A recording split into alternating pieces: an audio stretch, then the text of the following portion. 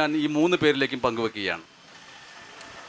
ഇതിനകത്ത് എനിക്ക് പറയാനുള്ളത്, പലപ്പോഴും നമുക്കുള്ളൊരു പ്രശ്നം എന്ന് വെച്ചാൽ, ഇപ്പോൾ മനുഷ്യൻ്റെ പരിണാമം പറഞ്ഞു കഴിഞ്ഞാൽ പരിണാമം കേൾക്കാൻ പോലും പലരും തയ്യാറാവാറില്ല. ഞാൻ പെട്ടെന്ന് കണ്ടപ്പോൾ ഒരു ഉദാഹരണം തോന്നിയത്, ഇപ്പോൾ ഇവിടെ തൊട്ടടുത്തൊരു ഫ്രൂട്ട് സ്റ്റോളുണ്ട്. ഈ നേരത്തെ ആ ലേഡി പറഞ്ഞതുപോലെ തന്നെ, അല്ലെങ്കിൽ അവർ പറഞ്ഞ ഒരു വളരെ ഇമ്പോർട്ടൻ്റ് ഒരു കാര്യമാണ്. അതായത് ചുറ്റിനും ഒബ്സർവ് ചെയ്യുന്ന ഒരാളിന് മനസ്സിലാവാവുന്ന കാര്യമാണ്. പക്ഷെ മനുഷ്യൻ്റെ പരിണാമം ആദ്യമേ എടുത്തുകൊണ്ടുവരുമ്പോൾ ഈ പറഞ്ഞതുപോലെ മതകഥകളും കാര്യങ്ങളും ഒക്കെ ഒരു തടസ്സമായിട്ട് നിൽക്കാം. അപ്പോൾ പരിണാമം പഠിക്കണം താല്പര്യമുള്ളവർ തൽക്കാലം മനുഷ്യനെ വിടൂ. ചെടികളിലേക്കോ അല്ലെങ്കിൽ മൃഗങ്ങളിലേക്കോ കടന്നു കഴിഞ്ഞാൽ നമുക്ക് ആദ്യം ഒരു കോൺസെപ്റ്റിൻ്റെ ഒരു ഒരു ഒരു ഒരു ഐഡിയ കിട്ടും, ഒരു ഗ്രിപ്പ് കിട്ടും. അതിനുശേഷം മാത്രം നിങ്ങൾ മനുഷ്യൻ്റെ പരിണാമത്തിലേക്ക് കടന്നാൽ മതി. ഇപ്പോൾ ഞാൻ പറയാൻ കാര്യം, ഈ ക്യാബേജും കോളിഫ്ലവറും എല്ലാ വീട്ടമ്മമാരും ഒരു ദിവസമെങ്കിലും അല്ലെങ്കിൽ എല്ലാവരും ഇവിടെ കണ്ടിട്ടുള്ള ഒരു കാര്യമായിരിക്കും. ഇത് രണ്ടും ഒരു ചെടിയിൽ നിന്ന് തന്നെ ഉണ്ടായി വന്നതാണെന്നുള്ളതായിരുന്നു. മനുഷ്യൻ അതിൻ്റെ ഏതെങ്കിലും ഒരു പ്രോപ്പർട്ടി ഇഷ്ടപ്പെട്ടിട്ട് അത് സെലക്ട് ചെയ്ത് വരുന്നു. ഒരു കടുകിൻ്റെ ഇതുള്ള, അല്ലെങ്കിൽ ബ്രസൽ സ്പ്രൗട്ട് എന്ന് പറയുന്ന കാര്യം, ബ്രോക്കോളി, കെയിൽ എന്നൊക്കെ പറയുന്നതെല്ലാം ഒരു ചെടിയിൽ നിന്ന് തന്നെ നമ്മൾ പല ആവശ്യങ്ങൾക്കായിട്ട് ഡെവലപ്പ് ചെയ്തെടുത്താണ്. ഇന്ന് കണ്ടു കഴിഞ്ഞാൽ അതെ, കടുക് എന്ന് പറയുന്ന നമ്മുടെ കടുകിൻ്റെ കുടുംബത്തിൽപ്പെട്ട ബ്രാസിക്ക ഒലറേസിയ എന്ന് പറയുന്ന ചെടിയിൽ നിന്ന് പല പല പല രൂപങ്ങളിലേക്ക് മാറി വന്നതാണ്. മറ്റേ ആ ഒറിജിനൽ ചെടിയുടെ പല രൂപത്തിൽ ഇന്ന് നമുക്ക് കാണാൻ കഴിയുന്നതാണ്. അപ്പോൾ ഞാൻ നിങ്ങളൊരു കോളിഫ്ലവറും ഒരു ക്യാബേജും കാണുമ്പോൾ എന്തെങ്കിലുമൊക്കെ സിമിലാരിറ്റി തോന്നാം. പക്ഷേ നിങ്ങൾക്ക് കോളിഫ്ലവർ ആണെന്ന് പറഞ്ഞ് ക്യാബേജ് എടുത്ത് തന്നു കഴിഞ്ഞാൽ നിങ്ങൾ സഹിക്കുകയില്ല. അപ്പോൾ അതെ, ഓറഞ്ച്, നാരങ്ങ, ഇതൊക്കെ വളരെ സിമ്പിളായിട്ട് നമുക്ക് മനസ്സിലാവുന്നത്. നിങ്ങൾ ഇന്ന് ഉപയോഗിക്കുന്ന ക്യാരറ്റ് എന്ന് പറഞ്ഞ ഒരു സാധാരണ പേരാണ്. മനുഷ്യൻ ആവശ്യത്തിന് വേണ്ടി അതിനെ മാറ്റി നമുക്ക് ഉപയോഗത്തിന് വേണ്ടി, മനുഷ്യന് കഴിക്കാൻ വേണ്ടി മനുഷ്യൻ തന്നെ, കൃഷിക്കാരൻ സെലക്ട് ചെയ്ത് എടുത്ത് ബ്രീഡ് ചെയ്ത ഒരു കാര്യമാണെന്നുള്ളത്. നമ്മൾ പൊതുവേ കാണുന്ന ക്യാരറ്റ് എന്ന് വെച്ചാൽ വളരെ അതിനകത്ത് നല്ല മധുരവും വലിപ്പം ഉണ്ടാവും. അത് ഓറഞ്ച് കളറാണ്. ഈ ഡോക്കസ് കറോട്ട എന്നാണ് ഇതിൻ്റെ ശാസ്ത്രനാമം.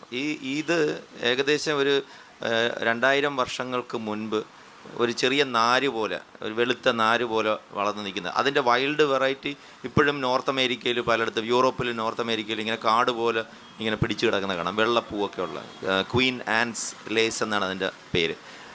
ഇത് നമുക്ക് കഴിക്കാൻ പറ്റില്ല. കഴിച്ചാലും ഇതിനിങ്ങനെ മധുരവും കാണില്ല, വലിയ ടേസ്റ്റും കാണില്ല.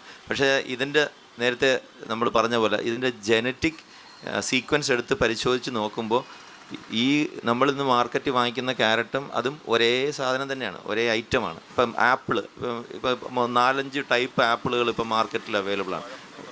വൈൽഡ് വെറൈറ്റി എന്ന് പറയുന്നത് നമുക്ക് മര്യാദയ്ക്ക് രുചിയൊന്നും ഉണ്ടാവില്ല. വളരെ പുളിപ്പായിരിക്കും, വലിയ കുരുവായിരിക്കും. പഴം, നേന്ത്രപ്പഴം, എത്ര വെറൈറ്റീസാണുള്ളത്. പക്ഷേ ഇതിൻ്റെയൊക്കെ വൈൽഡ് വെറൈറ്റീസ് ഇപ്പോഴും ചില രാജ്യങ്ങളിലുണ്ട്. ഇപ്പോൾ ഇന്തോനേഷ്യ, ഫിലിപ്പീൻസ്, ഇവിടങ്ങളിലൊക്കെ നമ്മുടെ ഈ നേന്ത്രപ്പഴത്തിൻ്റെ വൈൽഡ് ഒറിജിനൽ സാധനമുണ്ട്. ഒറിജിനൽ എന്ന് വെച്ചാൽ നമുക്ക് ഒരു രീതിയിലും നമുക്ക് എൻജോയ് ചെയ്യാൻ പറ്റില്ല. നമ്മൾ കൃഷി തുടങ്ങിയതിന് ശേഷം ഏകദേശം ഒരു 10,000 വർഷത്തിന് ശേഷം ക്യാപ്റ്റീവ് മോണോകൾച്ചർ, അതായത് നമ്മളിതിന് മറ്റ് സസ്യങ്ങളിൽ നിന്നും ഇരപിടിയന്മാരിൽ നിന്നും വേർതിരിച്ച് നമ്മൾ വേലി കെട്ടി ഇതിനെല്ലാം അടിച്ചോടിച്ച് നമ്മളിതിന് ക്യാപ്റ്റീവായിട്ട്, ഇതൊന്നും നാച്ചുറൽ അല്ല, അൺനാച്ചുറലായിട്ട് നമ്മൾ കൃഷി ചെയ്ത് വളർത്തി വേറെ ആർക്കും കൊടുക്കാതെ, വേറെ ഒരു പക്ഷിക്കും പ്രാണിക്കും ഒന്നും കൊടുക്കാതെ നമുക്ക് മാത്രം തിന്നാൻ വേണ്ടി വളർത്തിയെടുത്താണ്. പെരിച്ചാഴി, മരപ്പട്ടി, ഇവർക്കൊന്നും കൊടുക്കാതെ നമ്മൾ ഇതിനെ ക്യാപ്റ്റീവായിട്ട് മോണോകൾച്ചർ ചെയ്ത് കൊണ്ടുവന്നതാണ് നമ്മൾ ഇന്ന് കഴിക്കുന്ന എല്ലാ വസ്തുക്കളും. ഇവിടെ ഇരിക്കുന്ന എല്ലാം തന്നെ ഇതിൻ്റെ രുചിഭേദങ്ങളും എല്ലാം നമ്മൾ ഉണ്ടാക്കിയെടുത്താണ്, മനുഷ്യൻ ഉണ്ടാക്കിയെടുക്കണമെന്നുണ്ടെങ്കിൽ എന്താണ് അടിസ്ഥാനപരമായിട്ട് വേണ്ടത്? അടിസ്ഥാനപരമായിട്ട് വേണ്ടത് ഇങ്ങനെ ഉണ്ടാക്കിയെടുക്കാൻ വേണ്ടിയുള്ള സംവിധാനങ്ങൾ, ജനറ്റിക് ഇത് റീകോമ്പിനേഷൻ ചെയ്യുമ്പോൾ ഹൈബ്രിഡൈസ് ചെയ്യാൻ, അതായത് ഇത് ഇണചേർപ്പിക്കാൻ വേണ്ടിയുള്ള ബേസിക് മെറ്റീരിയൽസ് അതിനകത്ത് ഉണ്ടായിരിക്കണം. അങ്ങനെയാണ് ചേർക്കാൻ പറ്റുമെന്ന് നമ്മൾ തിരിച്ചറിയുന്നത്. ഹൈബ്രിഡ്സ് ഉണ്ടാക്കാൻ പറ്റും, പുതിയ വേരിയൻറ്റുകൾ ഉണ്ടാക്കാൻ പറ്റുമെന്ന് നമ്മൾ അതാണ് കൃഷിയുടെ ഏറ്റവും നല്ല പരിണാമം ഏറ്റവും നന്നായിട്ട് പഠിപ്പിക്കാൻ അനുയോജ്യരായിട്ടുള്ള വ്യക്തികളെന്ന് വെച്ചാൽ കൃഷിക്കാരാണ്. അവർക്കറിയാം എങ്ങനെയാണ്. മാത്രമല്ല, ലൈഫ് സ്റ്റോക്കിന്റെ കാര്യത്തിൽ ഇപ്പോൾ പശുക്കൾ, നല്ല ഇനം പാല് തരുന്ന പശു, നല്ല ഇനം തടി വയ്ക്കുന്ന മീറ്റ് തരാൻ കഴിവുള്ള പശുക്കളെ നമുക്ക് ബ്രീഡ് ചെയ്തെടുക്കാം. കോഴി, ബ്രോയിലർ ചിക്കൻ എന്ന് പറയുന്നത് വെറും കാട്ടുകോഴിയിൽ നിന്ന് നമ്മുടെ ആവശ്യത്തിന് വേണ്ടി നമുക്ക് നല്ല കൂടുതൽ പ്രോട്ടീൻ കിട്ടാത്തക്ക രീതിയിൽ, അല്ലെങ്കിൽ കൂടുതൽ തടി വെച്ച് കുറഞ്ഞ സമയത്തിനുള്ളിൽ വളരുന്ന, കുറഞ്ഞ സമയത്തിനുള്ളിൽ തടി വയ്ക്കുന്ന, അല്ലെങ്കിൽ മാക്സിമം സൈസ് വയ്ക്കുന്ന കോഴികളെ നമുക്ക് ഉണ്ടാക്കാൻ കഴിഞ്ഞിട്ടുണ്ട്. ഇതെല്ലാം ഹൈബ്രിഡൈസേഷൻ്റെ എക്സാമ്പിളാണ്. പരിണാമം മനുഷ്യൻ്റെ എക്സാമ്പിൾ വെച്ചിട്ട് പറയുമ്പോൾ നമുക്ക് മനസ്സിലാക്കാൻ പറ്റുന്നില്ല. അതുകൊണ്ട് നമുക്ക് ഈ പഴത്തിലേക്കും ക്യാരറ്റിലേക്കൊക്കെ പോകാമെന്ന് പറഞ്ഞപ്പോൾ അതിൻ്റെ റീസൺ എന്ന് പറയുന്നത് സമയം.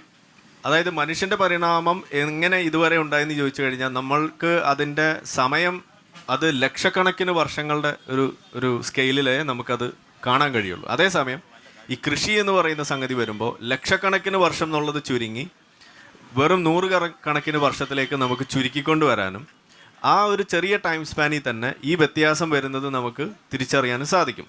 അതാണ് ഈ കൃഷിയിലൂടെയുള്ള എക്സാമ്പിൾ പറയുമ്പോൾ പരിണാമം പെട്ടെന്ന് മനസ്സിലാക്കാൻ സാധിക്കും നമ്മൾ പറയുന്നത്. അതായത് ഇപ്പോൾ ഈ കാട്ട് പഴത്തിൽ നിന്നും നമ്മളിന്ന് കഴിക്കുന്ന നേന്ത്രപ്പഴത്തിലേക്കും റോബസ്റ്റയിലേക്കൊക്കെ വരുമ്പോൾ അതിന് ആ ടൈം സ്പാൻ എന്ന് പറയുന്നത് വളരെ ചെറുതാണ്.